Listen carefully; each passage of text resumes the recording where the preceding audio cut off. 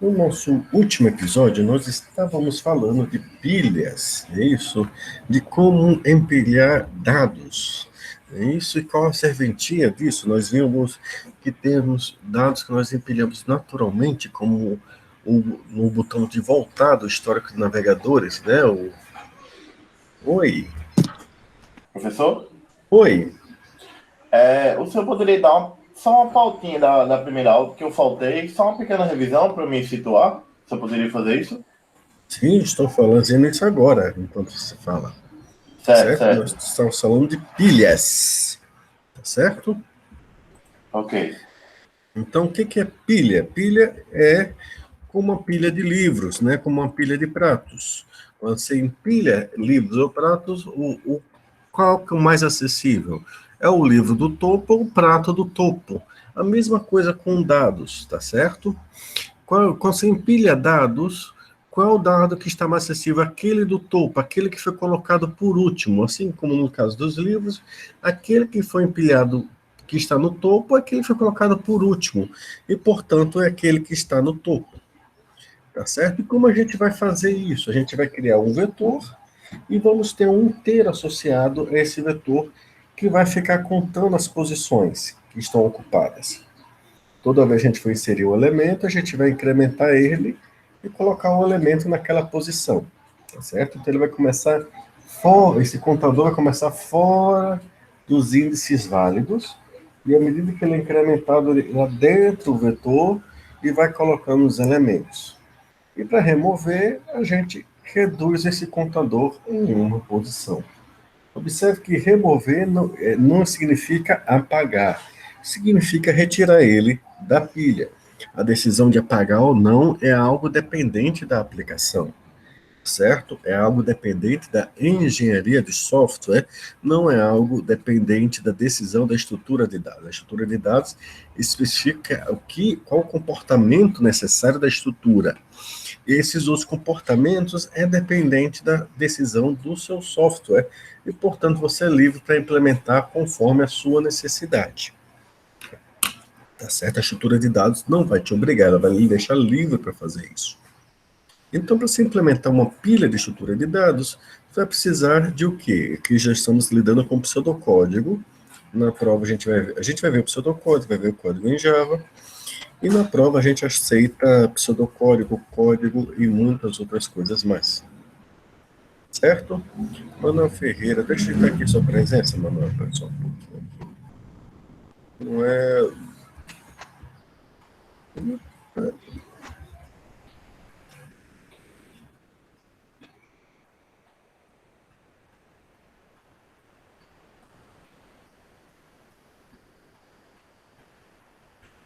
Ajeitei sua presença.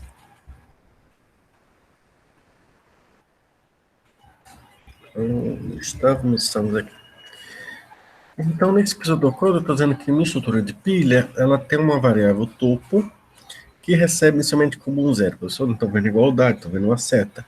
Vamos lembrar que em pseudocódigo é a linguagem que veio antes das linguagens de programação. Então, ela tem, às vezes, uma notação, alguns símbolos que vêm da matemática, né? E na matemática, a atribuição, na verdade, é a seta.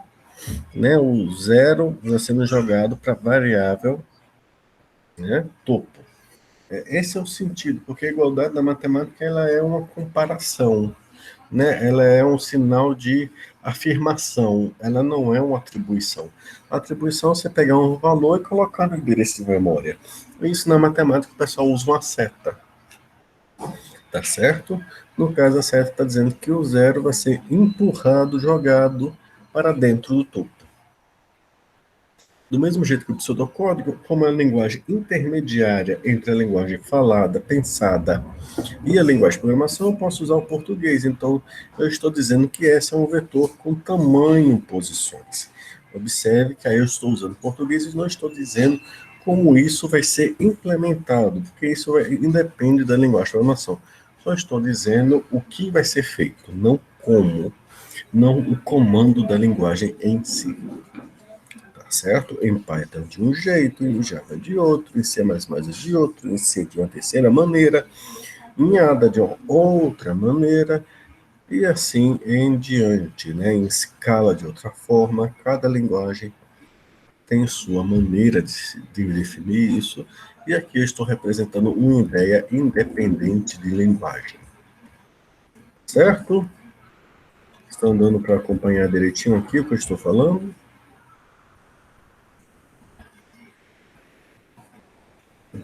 Com licença, vou dar um espirrozinho, bater uma brisa aqui. Ah, sai espirro. A gente quer espirrar e o espirro não sai, coisa triste. Não veio, foi embora. É espirro, ou espirro que não sai. Mas foi.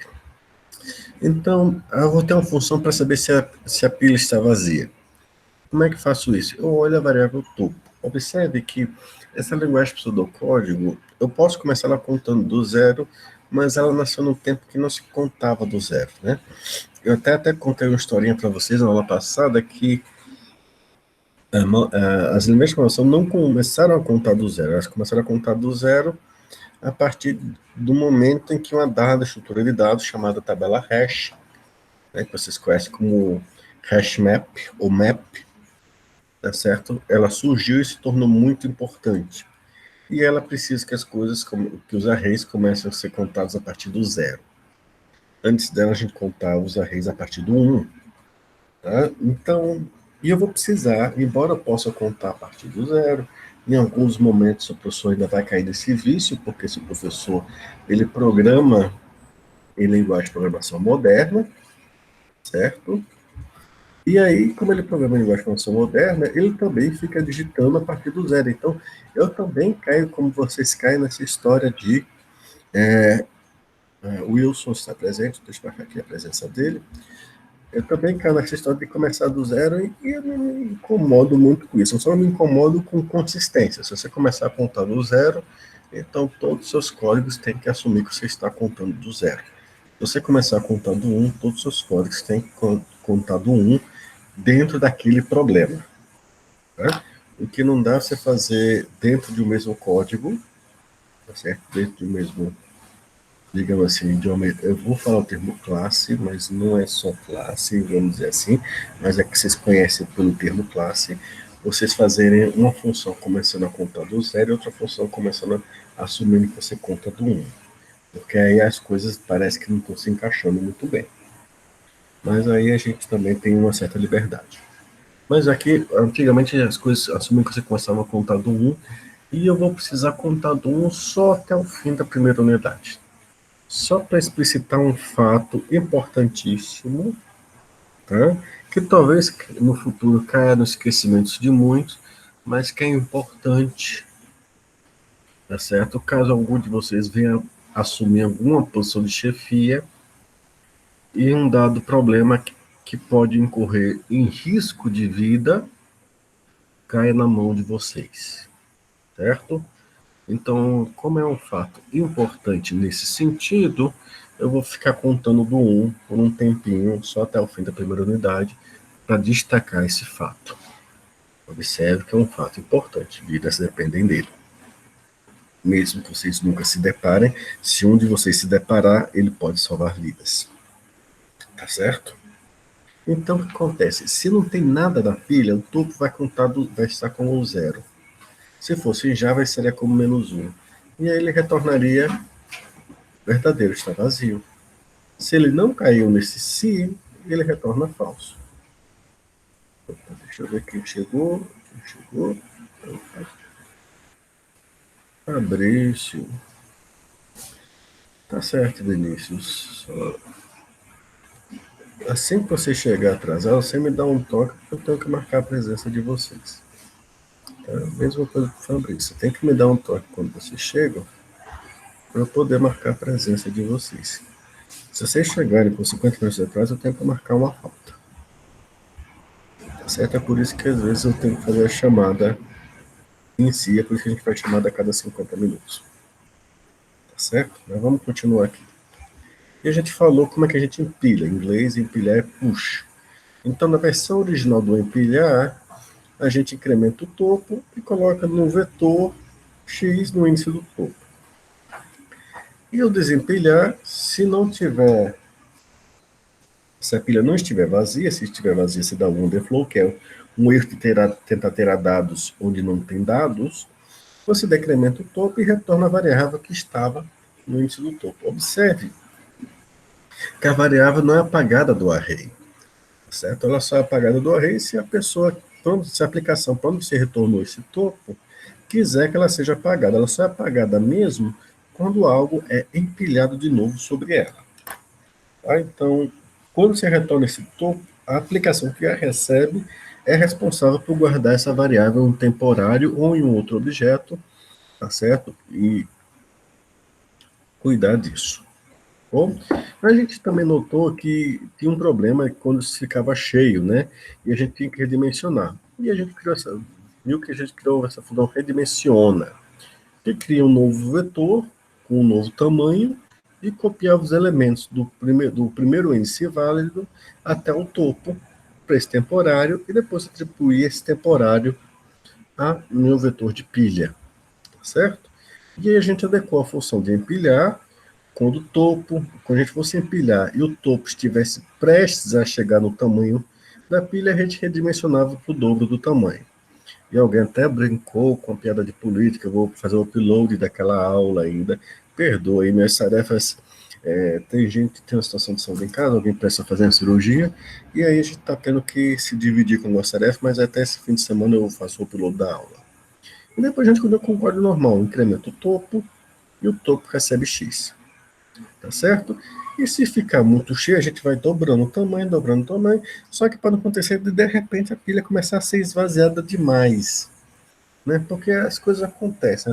Às vezes o usuário tem um comportamento de pico em um dado momento e esse comportamento de pico desaparece. E se você tiver expandido muito o tamanho do vetor e não encolher, você está desperdiçando espaço. Eu não sei se algum de vocês tem irmão pequeno, sobrinho pequeno, o primo pequeno, e já tiveram aqui um programinha que é tipo um gatinho Tom, ou gatinha Ângela, ou gatinho não sei o que, um gatinho laranja também.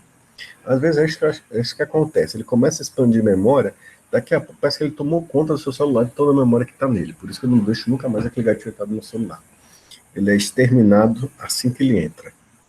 Não deixo mais minhas sobrinhas colocarem ele em celular nenhum aqui. Certo? E a gente, então, redefiniu um novo comportamento de desempilhar, que em inglês é chamado de POP. Certo?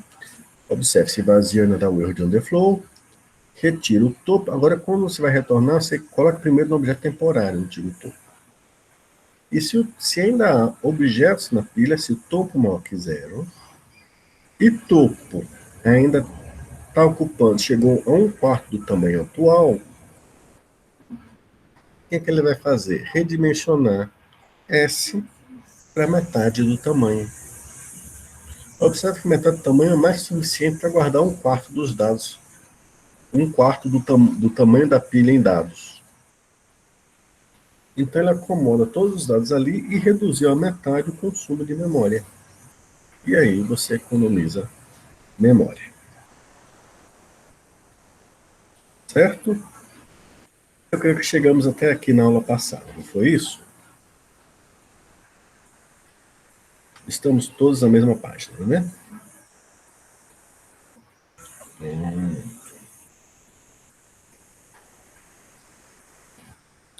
Agora vamos ver como é que fica mais ou menos esse código em Java, certo? Tá bom? Então deixa eu preparar aqui as coisas.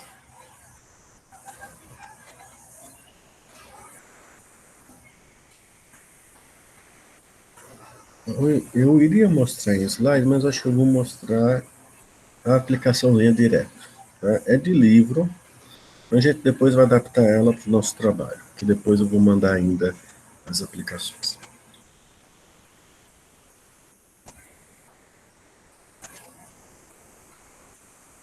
Ah, sim, tá certo. A gente vai ver agora. Está todo mundo vendo a tela de código aqui? Eu estou usando o Sublime. O tamanho da fonte está boa? Deixa eu ajeitar aqui o layout, ver se eu consigo também.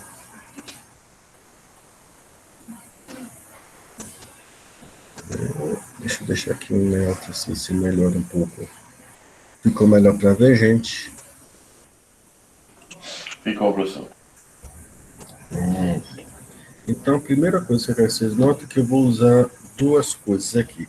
Essa primeira que eu estou marcando aqui, java.util.iterator, não é necessário para a estrutura de dados, mas é algo importante. Vocês vão ver isso aí, eu creio que na disciplina de orientação a objetos. Tem um padrão de, vocês devem estar vendo, eu não sei se vocês, alguém aqui já está pagando PO, Programação Orientada a Objetos? Eu já esqueci. Uhum. Acho que vocês devem estar vendo lá padrões de projetos, não é isso? Eu não sei se já começaram a ver isso. E, então, lá tem o padrão Iterator, tá certo? Então, isso aqui é para implementar esse padrão, tá? Mas o que a gente vai precisar, não é obrigatório vocês terem isso aqui, mas isso aqui é interessante.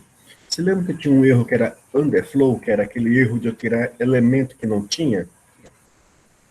Então, Java tem uma exceção para aquilo dali, que é esse java.util.noSuchElementException, ou seja, exceção de não ter um elemento que se procura, tá certo? Então, uma exceção para eu estou tentando tirar algo que não tem, tá certo? Então, aqui vamos para a nossa pilha.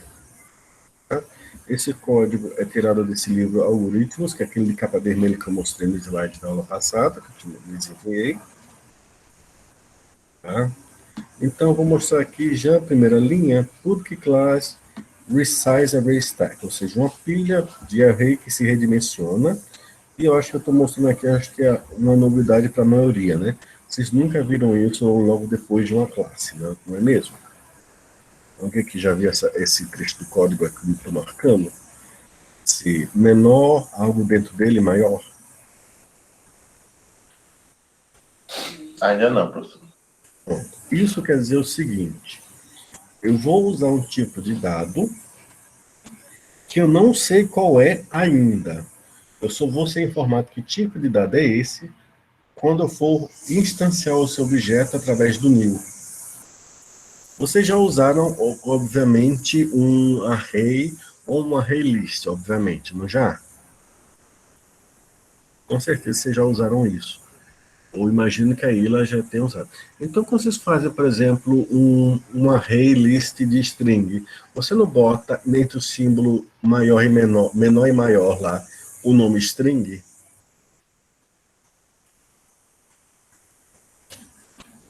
Pronto. Isso está dizendo que você vai...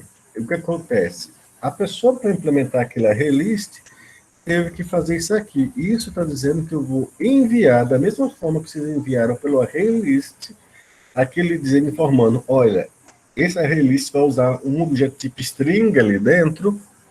Eu estou dizendo, olha, eu vou usar um objeto, eu não sei o tipo, eu vou chamar esse tipo de item aqui dentro. Eu poderia batizar de outro nome, tá? Mas vou chamar de item, tá certo? Não pode ser uma palavra-chave de Java, obviamente, mas pode ser, mas é um nome que comunica alguma coisa, certo? E essa classe implementa o iterable, que é um padrão que vocês vão ver em PO, tá certo? E esse iterator atua sobre esse objeto item, certo? Aí o que acontece? Dentro dessa classe, vai ter um array do tipo que ele recebe aqui dentro. Observe, eu não sei que tipo é ainda. Eu estou informando que o tipo eu só vou saber na hora que eu for dar o new e eu vou ter que informar ali. Na hora que eu souber o tipo, eu informo aqui. Eu só sou obrigado a fazer uma pilha assim? Não, isso aqui é uma pilha genérica. Você pode fazer uma pilha de tipo específico.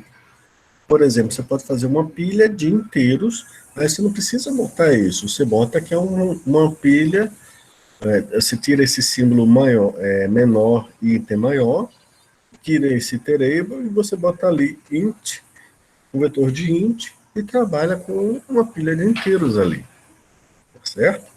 Quando eu faço isso dessa forma, eu estou fazendo uma biblioteca genérica que vai implementar uma pilha que vocês vão poder utilizar basicamente para qualquer dado. Tá bom? Então, boa parte desse código aqui, depois eu vou limpar ele um pouquinho, a gente vai utilizar ele no nosso trabalho, e ele vai servir para qualquer, certo? Como pilha para qualquer objeto que vocês queiram guardar. Né? Tá? Uma pilha de qualquer objeto que vocês queiram. Estou confundindo muito vocês?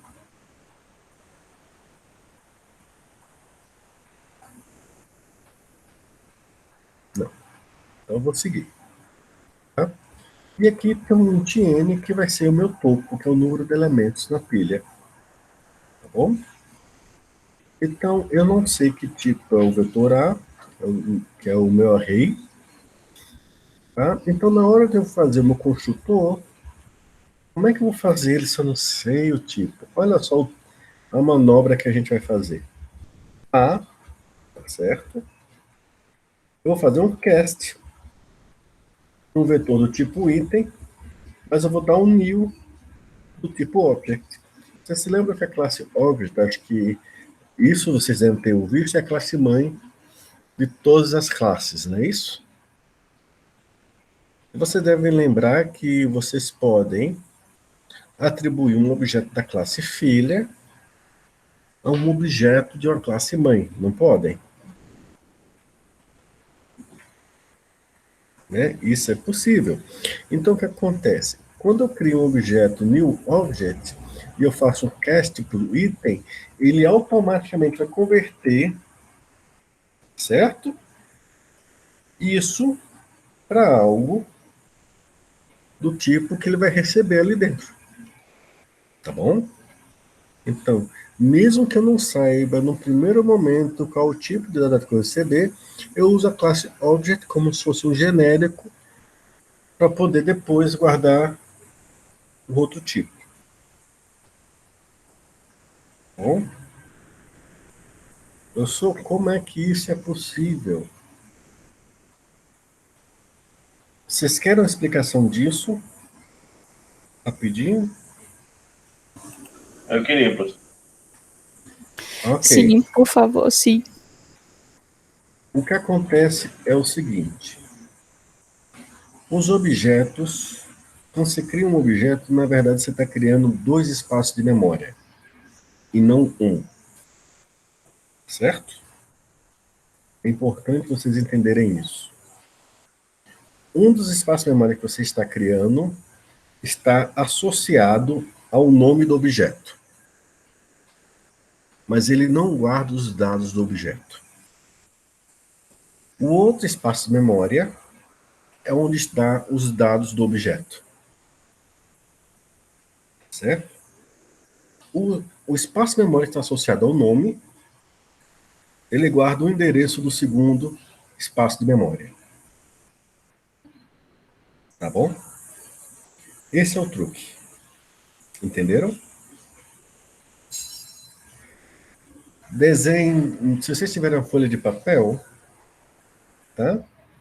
Deixa eu ver se eu tenho algo aqui que eu possa desenhar e mostrar para vocês na tela. A ideia de se vocês tiverem uma folha de papel é desenhar duas caixinhas. Em uma delas estão os dados dos objetos, mas a variável com o nome do objeto não está associado diretamente com a caixinha dos dados. Ela está associada a uma outra caixa. Nessa outra caixa tem o endereço onde estão os dados na memória. Entenderam? Manuel, Rossana?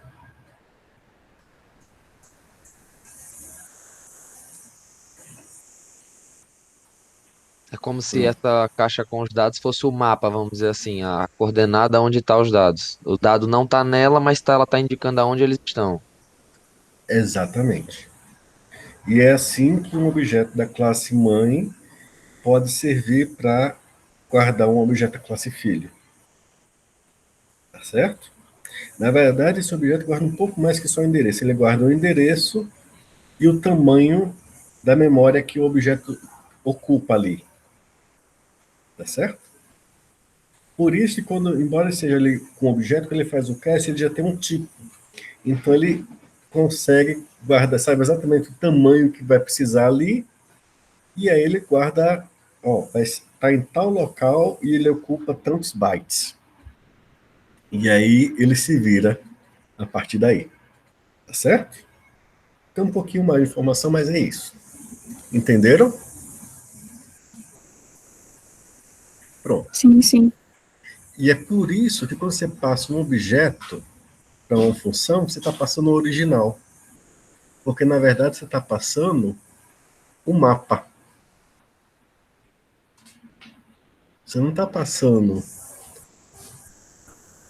onde estão os dados. Você está passando o endereço de onde estão os dados. Então, mesmo que ele faça uma cópia disso, quando você passa para a função, ele copiou o endereço onde estão os dados. Então, quando ele mexe nos dados, ele mexe decifrando o endereço da localização dos dados reais. Entendeu?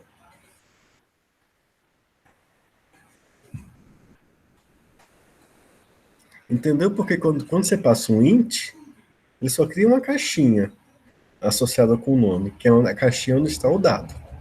Aí quando você passa para a função, ele faz uma cópia dessa caixinha que está associada com o nome. Então, quando você altera um int, ele alterou na cópia da caixinha. Quando você manda um objeto, criou-se duas caixas. Quando você manda um objeto à função, você mandou a caixinha com um mapa. Ele fez uma cópia do mapa. Quando você pede para alterar um objeto, ele decifrou o mapa, acessou os dados originais do objeto e mexeu neles. Quando você volta para o original, o endereço do mapa é o mesmo. E os dados mexidos estão apontados ali. Entendeu porque foram mexidos os mesmos dados? Também? Rossana, Manuel, Carol.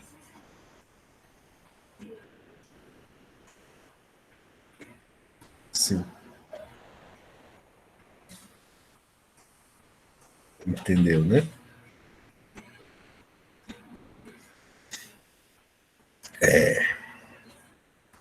Curiosamente, se vocês estiverem no modo debug do Eclipse, vocês podem ver o conteúdo dessa segunda caixinha. É só você monitorar a variável botando um e-comercial do lado do nome dela. Em vez de você botar para monitorar a variável, você bota para monitorar e-comercial o nome da variável. Aí você consegue ver no Eclipse a caixinha que fica ali.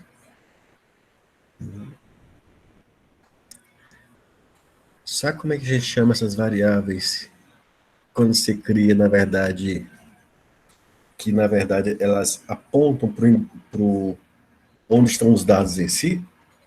E são um mapa para onde estão os dados? Elas têm um nome especial na computação. Dois nomes, na verdade. Eu dedurei quando disse a ponta, não foi, Diego? Ponteiro. Ponteiro ou referência?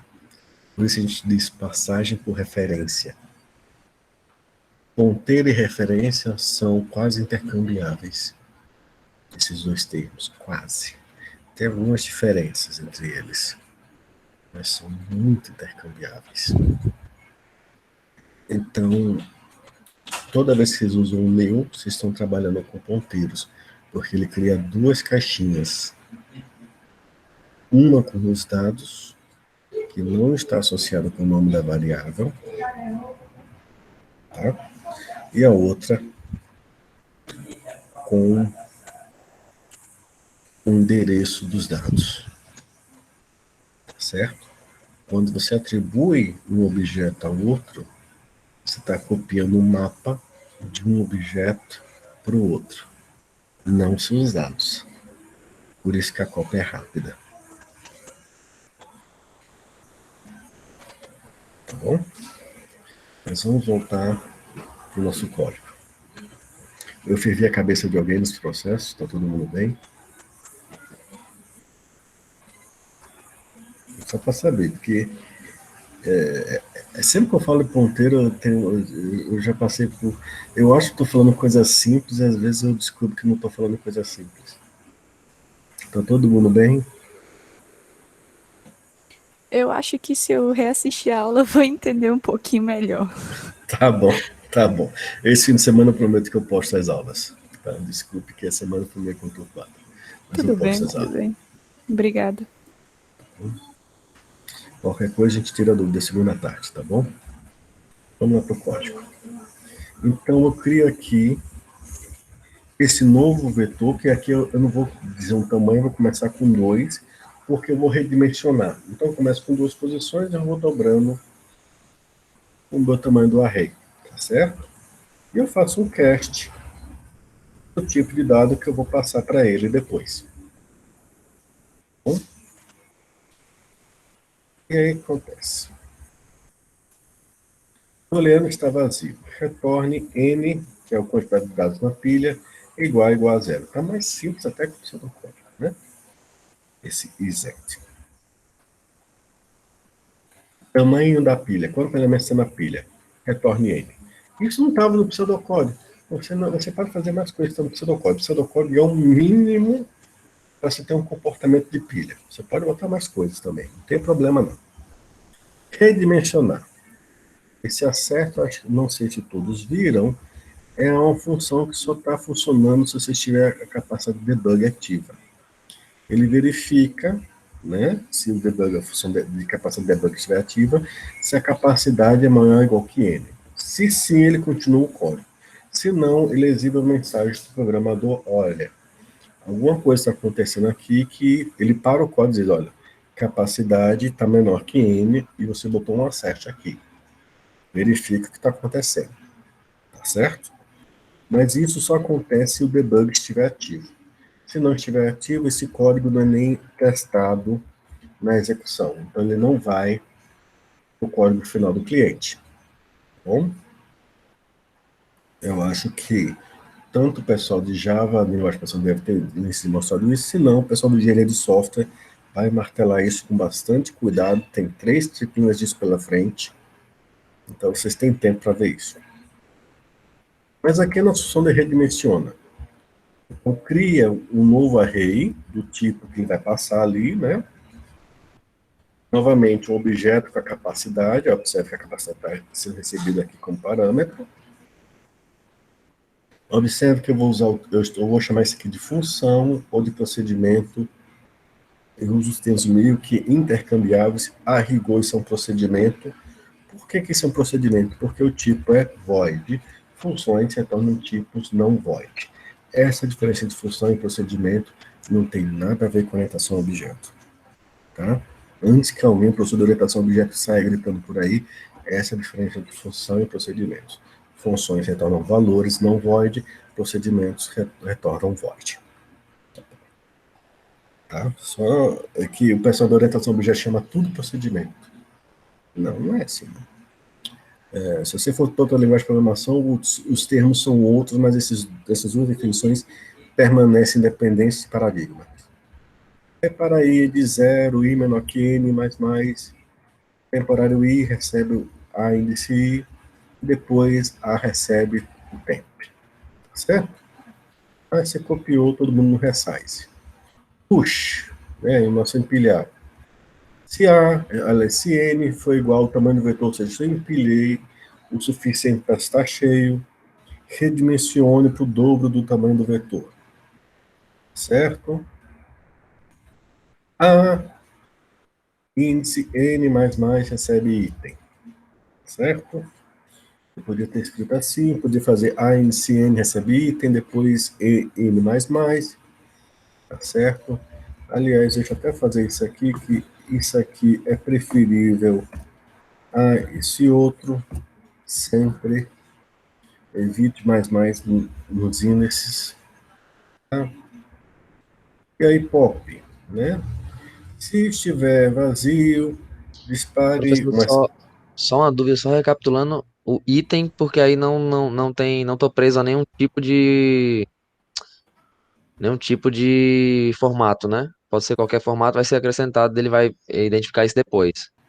Se você quiser economizar um pouquinho mais de memória, por exemplo, você está trabalhando em Internet of Things, pode ser que para economizar memória você tem que fazer uma pilha de um tipo específico. Aí você economiza um pouquinho mais de memória. Se você fizer, por exemplo, uma pilha só de inteiros, para trabalhar em algo bem específico, tá Tô certo? entendendo, mas o item vai ser genérico, vamos dizer assim. Só para Nesse caso, eu estou fazendo um tipo, uma pilha que guarda um tipo genérico, tá certo? Vai ser mais ágil que um container feito em Java e vai ser tão genérico quanto ele e ocupando menos memória que normalmente o que você tem em Java, tá certo? Entendi. Agora, assim, só não vai ser mais econômico que uma pilha de tipo específico, a não ser que você faça várias pilhas de tipo específico. Aí é melhor fazer uma só genérica. E vamos economizar também no código, né? Fazer 5 pilhas de tipo específico, é melhor fazer uma só genérica, né? Economiza, né? Mas se você só quer fazer uma pilha de um tipo só, talvez para economizar, faça só desse tipo, se você estiver num sistema com memória muito limitada, tá certo? O Certo, que que é, entendi. o que que eu chamo de memória limitada? No mundo de gigabytes, isso aí meio difícil de dizer. Mas às vezes você só tem kbytes disponíveis porque tem outras partes do código que estão ocupando mais memória, ou que precisam daquela memória, ou porque talvez seu código esteja rodando dentro de um sistema embutido de um sensor. Aí você não tem tanta memória disponível, tá certo? Aí são outras questões que se envolvem aí. Você tenta economizar memória de outras formas, sacrificando até algumas coisas de engenharia de software para poder economizar memória, mas isso é outra questão que eu não posso entrar muito aqui. Bom, mas vamos lá. Item pop. Se estiver vazio, dispara a exceção stack on the flow, certo? Ou seja, não pode tirar de onde não tem. Itens, ou seja, um objeto temporário chamado item, recebem a n-1, a n-1 recebe o nulo, tá certo? N-, se n maior que zero e n for igual ao comprimento do vetor A sobre 4, redimensione para metade e retorne o item. Bom? Agora tem um conjunto de funções aqui que tem a ver com o padrão iterator, que eu não vou entrar aqui, vou deixar a curso do POO falar sobre isso, certo? Eu não vou entrar nisso agora, mas eu vou mostrar aqui a main. Tá? O que essa main está fazendo? Essa main aqui é de teste. Eu vou criar aqui uma pilha de strings, tá? Observe, estou informando aqui que eu vou trabalhar com objetos do tipo string. Até esse momento, e a main não precisava nem estar aqui para informar isso, podia estar em outra classe. Até esse momento de eu dar o new e eu dar esse string aqui, a classe não sabia que ia trabalhar com string, então ele ia ser genérico. E aqui eu estou trabalhando com uma outra classe personalizada do livro, que é uma classe especializada em entrada de dados. E o que vai acontecer? Enquanto estiver algo a ser lido na entrada, se o que ele lê for diferente do traço, ele vai, tá certo? Empilhar, tá certo? Se for diferente de traço e a pilha não estiver vazia, ele vai desempilhar e vai. E no final, se tiver algo sobrado na pilha, vai imprimir o tamanho da pilha, dizendo quantos itens sobrou na pilha. Certo? Deu para entender esse código de teste? Esse n++ vai ficar acima antes do incremento. Então, esse n++ que você está falando deve ser aquele n++ que eu falei aqui, não é isso? Não, porque eu quero incrementar depois que eu coloquei o item, Manuel. Primeiro eu coloco o item, depois eu incremento ele. Certo? Eu só quero criar um mais de dentro do colchete, certo? Porque também deu aula de paradigmas. Aí, em algumas linguagens é má prática você colocar mais dentro de colchetes de índice de vetor. Tá bom? Eu quero um incremento depois que ele colocar o item, porque o N aqui é a quantidade de elementos na pilha. Então, ele já é uma posição a mais do que o último índice preenchido. Então, na verdade, ele é o próximo índice vazio. Tá bom? Então, ele está certo aí. Então, a gente vai testar isso com um textozinho que eu preparei, que a gente vai terminar de preparar aqui. Tá bom? Que texto é esse?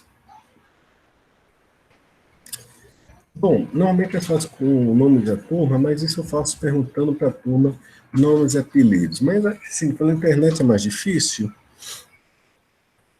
Então, eu pensei em poemas. Esse aqui é o quinto soneto de Neruda, tá certo? Não te toque a noite, nem o ar, nem a aurora, só a terra, a virtude dos cachos, maçãs que crescem ouvida a água pura, o barro e as resinas de teu país fragrante. Desde Quintimale, onde fizeram teus olhos, aos pés criados para minas fronteiras. És a grande escura que eu conheço, em teus quadris toco de novo todo o trigo.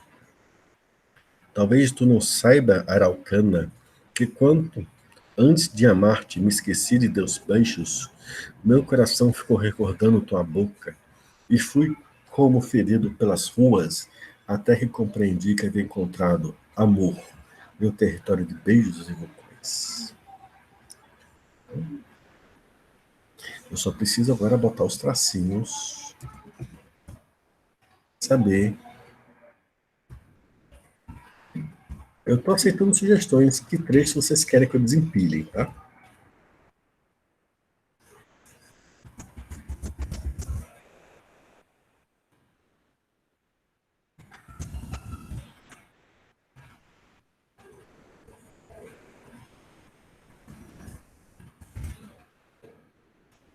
Estou marcando aqui, mas na verdade eu não sei.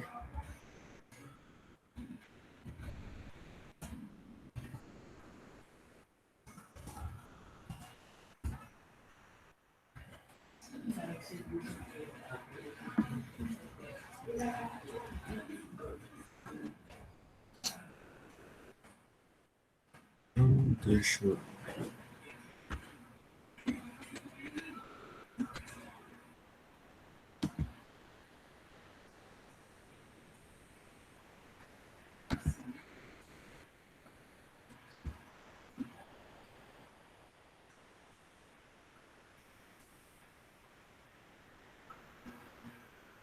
Deixa eu mudar nossa tela para um terminal.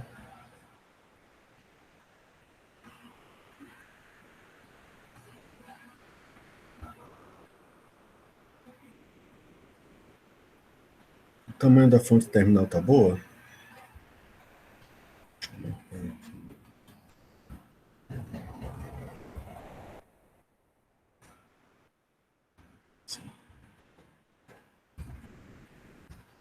Não estranho esse comando de Java 8, que tem um Java 8 e 9 instalado, eu tenho que diferenciar os dois. Eu fiz um comando diferente para o Java 8.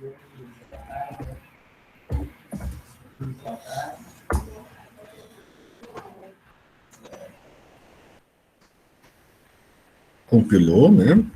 Eu acho que vocês não estão acostumados com clave terminal, é assim. Só que como é da Java, que não precisa mudar o 8 não, para a maioria de vocês. Acho que para todos vocês, Java 8 é específico para o meu Linux aqui. Do meu jeito para executar é Java 8 é o professor de vocês que teve que personalizar o comando. Deixa eu aparecer. Se eu digitar Java menos version, ele vai dar Java 9. Se eu botar Java 8 menos version, ele dá Java 1.8.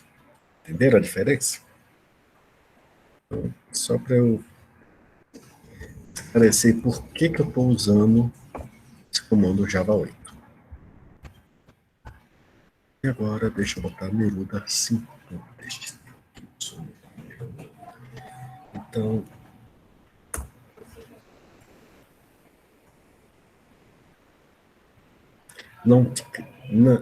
toque te não cresce que maçã, onde os teus fizeram, onde que te amale trigo, o todo novo de Araucana, saibas tu não, talvez, toco beijos teus, te esqueci, me vulcões, beijos de território meu.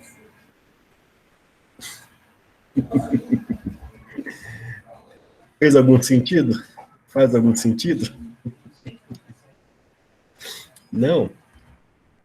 Então, deixa eu lembrar para vocês o que é Neruda 5. E vamos entender o que é pilha. Ok. Então, lembre-se, ele sempre vai tirar, tá certo? A pilha, o último a entrar é o primeiro a sair. Observe aqui, não te toque. Aí vem tracinho, tracinho, tracinho. Lembre que na minha main eu fiz a função que toda vez que ele encontrar um traço, ele vai desempilhar. Então, não te toque. Então, ele vai tirar toque, te, não. E se vocês forem ver, as primeiras coisas que ele te tirou aqui foi toque, te, não. O que aconteceu a seguir?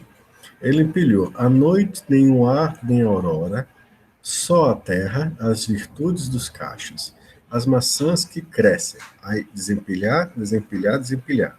Então, ele tirou crescem que maçãs. Crescem que maçãs. Ouvindo a água pura, o barro e as enzimas de teu país fragrantes, desde Quintiamale, onde fizeram teus olhos. Desempilha. Olhos teus fizeram onde Quintiamale.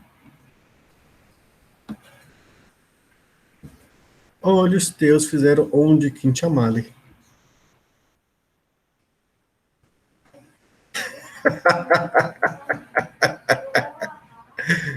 Tá se achando, Marconi?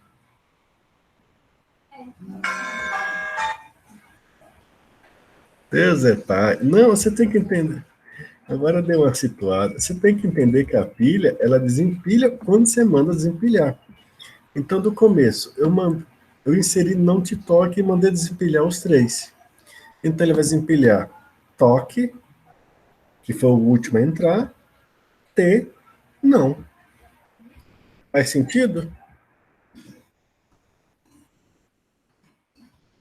Faz, né? Aí ele empilhou o resto depois que tirei isso tudo. Aí foi empilhando, empilhou até aqui. E eu mandei tirar quantos? Mandei tirar 3. Então ele tirou crescem que maçãs. Claro que desempilha de trás para frente. Claro que desempilha de trás para frente. Quando você empilha livros, você vai tirar do mais fácil para o primeiro, né? Então você tira do topo, tira o outro e tira o outro. Quando você aperta voltar, você volta para o primeiro site que visitou lá atrás ou volta para o último que você visitou? Você tem que entender a lógica da pilha. Entendeu? Tá certo? Então, quando chegou aqui, desde Quintiamale, onde fizeram teus olhos, olhos teus fizeram onde Quintiamale. Tá certo? Aí ele depois empilhou onde criado para mim, na fronteira, és a grande escura que conheço. Em teus quadris, toque de novo todo trigo, trigo ou todo novo de. Talvez tu não saiba, Araucana saibas não tu. Talvez. Que quanto antes de amar-te. Ainda tem um traço aqui, né? Então, talvez deixa eu ver até como ficou esse aqui, se esse traço contou no amar-te.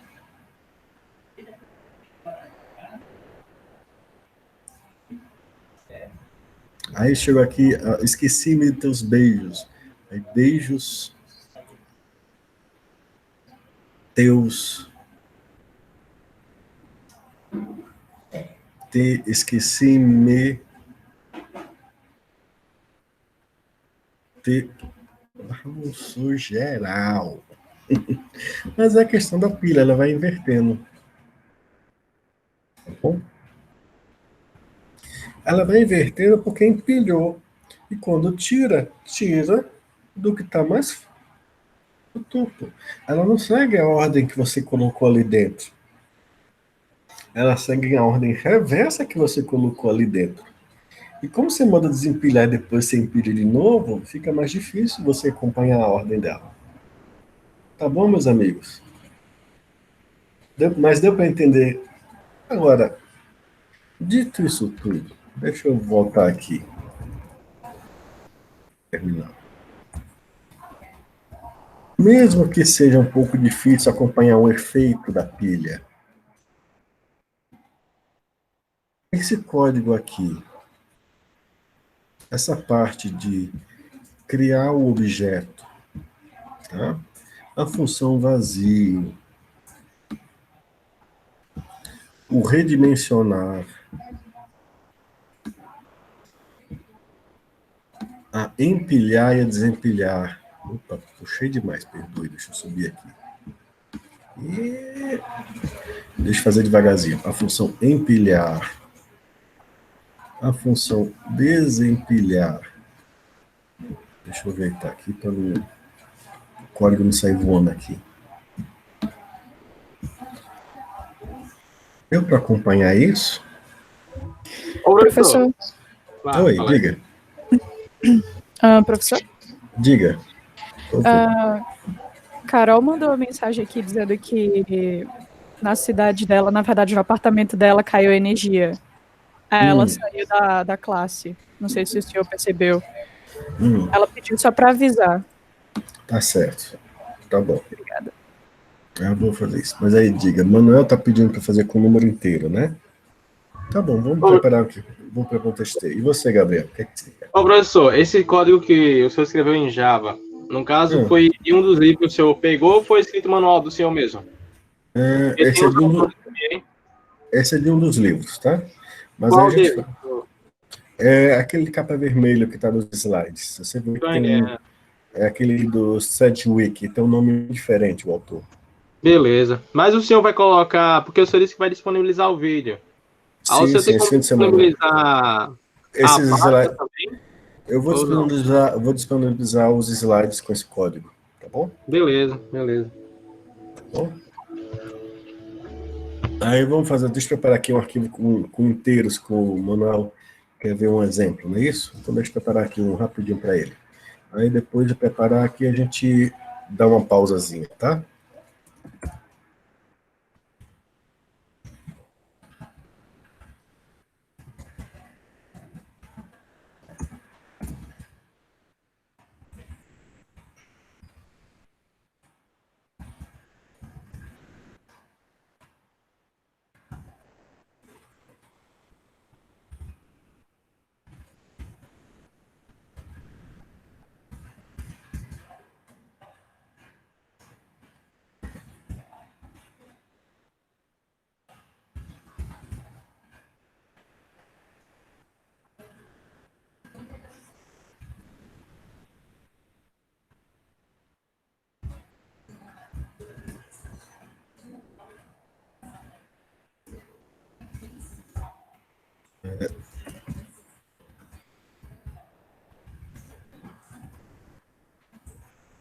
Aqui, Manuel, tá no terminal, você está vendo o terminal? Eu preparei esse exemplo aqui.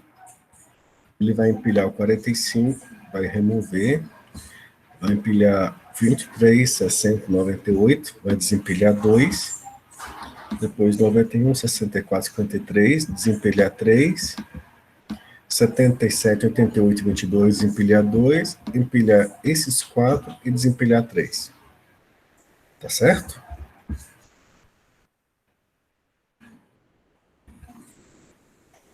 Vamos lá.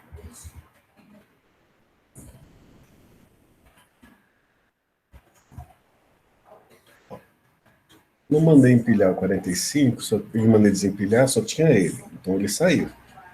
Aí eu empilhei 23, 60, 98. Quando eu mando desempilhar, sai o 98, seguido do 60. Aí empilha 91, 64, 53. Mando desempilhar 3. Sai 53, 64 e 91. Nessa ordem. Tá bom? Aí entra 77, 88 e 22. Tiro 2. Sai o 22 e 88. 77 ficou, porque eu vou empilhar agora 33, 31, 01 e 00. E eu tiro 3. Sai o 00, 01 e 31. Tá certo? E ainda ficou 3 na pilha. Tá bom? Deu para entender, Manuel? Eu não tirei tudo que está na pilha, ainda ficou elemento ali. Tá? Ok? Então, meus amigos... Ficou mais fácil de compreender assim. Com poema é um pouco mais complicado, com um texto longo é mais complicado, mas é importante você entender o que está acontecendo, que é um pouco mais complicado, mas o que ele está fazendo é empilhando e desempilhando, invertendo. Não, a ideia geral deu para entender. O comando vai empilhar e conforme você executa o outro, ele vai desempilhando, tirando na ordem inversa. Tá certo? Pausa, então, meus amigos, pausa de 10 minutinhos, a gente volta às 9h25, tá bom? Tá certo? Beleza, Ok, professor. beleza. Até breve, então.